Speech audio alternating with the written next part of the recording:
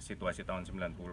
Tapi memang yang saya lupa adalah ternyata di tahun 2023 ketika kita syuting itu tahun 1990 itu ternyata 30 tahun yang lalu ya, jadi udah lama ya. 33 lah. Jadi maksudnya banyak sekali ya hubungannya sama kendaraan, sama hal-hal yang kecil gitu ya, kayak teman-teman misalnya dari sisi artistik atau pemain gitu ya, belum pernah ngeliat proyektor OHP gitu yang sederhana gitu, atau printer yang berbeda pakai disket gitu.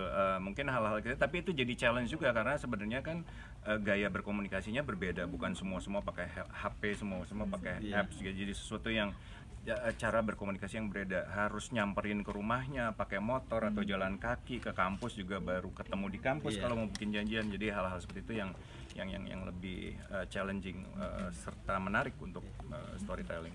Yang paling susah juga yang di Belanda ya. Oh iya, di Belanda karena apalagi di syuting ada salah satu scene tiba-tiba ada mobil bagus gitu. Mobil modern gitu kan. Surprisingly memang lebih mudah mengambil banyak barang yang lebih kuno di sana. Di Belanda. Iya. Kenapa sih memilih Belanda?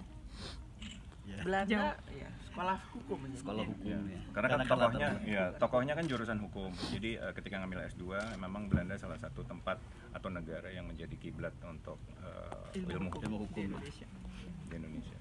Mungkin pertimbangan untuk memasukkan cerita KDRT verbal itu alasannya apa sih? Kenapa harus KDRT verbal, kenapa nggak fisik itu? Mungkin pertimbangannya seperti apa? Satu hal yang mungkin perlu menjadi pertimbangan utama adalah KDRT verbal itu di masyarakat kita belum dianggap seserius KDRT fisik karena nggak kelihatan buktinya. Yang bisa merasakan dan bisa menghayati hanya yang menerimanya. Kayak psikolog di filmnya. Psikolog. Oke. Kebetulan background S1 saya psikologi gitu ya. Jadi memang itu sesuatu yang sangat powerful, merusak dari dalam buat yang menerimanya. Keputusan dia apakah dia mau menjadi korban yang diam atau menjadi orang yang bangkit dan survive dan keluar dari situasi tersebut. Itu menurut kami semua kreatornya poin penting yang perlu diangkat di film ini. Dan saya pikir perjuangan Hana menjadi untuk menghentikan gitu ya, maksudnya bahwa itu berkelanjutan ke anaknya, intergeneration trauma gitu ya, transgenerational trauma. Itu sesuatu yang sangat perlu ditularkan sebenarnya, perlu kita sampaikan ke orang-orang. Jangan kalau sudah masuk di Indonesia itu hentikan. Itu sih sebenarnya yang, dan itu butuh kekuatan memang. Jadi saya sangat terus terang saya mengagumi inspirasi di balik tokoh Hana ini, Ibu Dewi Tenti. Jadi iya dengan Pak Azu ya. Jadi saya pikir ini memang harus disuarakan lah ke hal yang lebih ramai lagi. Ya, mungkin menambahkan juga ya. Jadi waktu saya bertemu dengan Bu Dewi Umaya, yang namanya Dewi juga, Dewi Umaya, Dewi Tenti. Bertemu Dewi Umaya itu dari tahun udah lama ya, dari 2018. Jadi ide cerita untuk mengangkat tema yang memang sangat relevan ya untuk ditampilkan, juga untuk pembelajaran kepada anak muda dan lain sebagainya, itu cukup waktu lama untuk akhirnya kita memutuskan yuk kita bikin film gitu kan. Nah saya sangat beruntung sekali bertemu dengan Pak Mas Agung dan penulis Batika dan juga Dewi Umaya yang meyakinkan bahwa film ini memang harus nggak bisa berhenti di sini. Nggak bisa berhenti di sini saja, biar orang lain juga bisa mengambil hikmah di dalam peristiwa ini. Oke, baik teman-teman, mungkin satu pertanyaan lagi. Boleh, silakan. Langsung aja Mbak. Ya langsung aja Mbak. Langsung aja. Nama saya Yuni dari media Young People TV. Saya penasaran bagaimana cara membangun chemistry antara Feby dengan Biowan. Dari sutradara. Iya. Kenapa bertanya itu Mbak? Bangun chemistry. Kenapa itu yang ditanya? Berarti udah lihat ada chemistry gitu.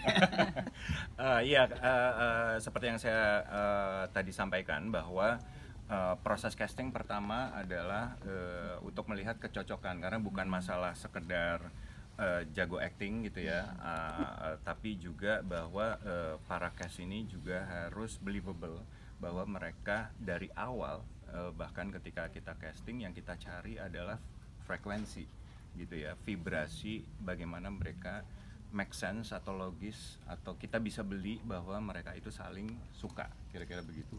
Ya tentunya kemudian dalam proses script developmentnya kita membahas, mendiskusikannya, dan seperti yang disampaikan tadi juga bahwa kita beruntung sekali mendapatkan pemain-pemain yang sangat extraordinary, sehingga bukan hanya micro expression gitu ya, tapi bahwa ada vibrasi atau energi yang menurut saya harapannya adalah menembus di layar gitu, dan hal-hal yang sepertinya kecil atau sederhana tapi menurut saya itu kritikal untuk ceritanya. Oke, boleh Sehingga mungkin- sebenarnya boleh saya tambahin sih, karena memang ini film karakter driven gitu, jadi memang kita butuh aktor-aktor yang kuat, dan mereka yang dipilih di sini adalah aktor-aktor yang luar biasa sih. penutupnya mungkin boleh dipromosikan untuk tayangan 5 Desember. Silakan. Silakan. Pak Pak Azul. Azul. Ya, pokoknya silakan sampai nanti di tanggal 5 Desember kita ramaikan, kita harapkan kepada semua masyarakat untuk hadir di bioskop. Sampai nanti Hana. Sampai nanti di bioskop. Sampai Nanti di bioskop.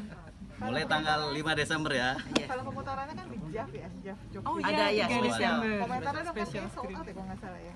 Kenapa? Iya, sold out. Sold Sold out. out, ya sold out. Gimana nanti, maksudnya kira-kira ada ekspektasi sendiri nggak untuk penonton festival, kan biasanya penonton festival biasanya lebih kritis ya. Ya, Enggak sih kayaknya. Sebenarnya ya, ya. kami sudah menghadirkan film ini untuk publik. Kami semua kreatornya sudah berusaha semaksimal mungkin, semoga diterima dengan baik, Semoga termasuk di diterima. festival, di JAV. Oh, dan nanti kami juga akan hadir untuk Q&A Ya, ya Pak Azu ya, pasti. di Jogja. Di JAV semua akan hadir. Teman-teman terima kasih banyak ya. Kita masuk ke batch 2 bersama dengan pemain.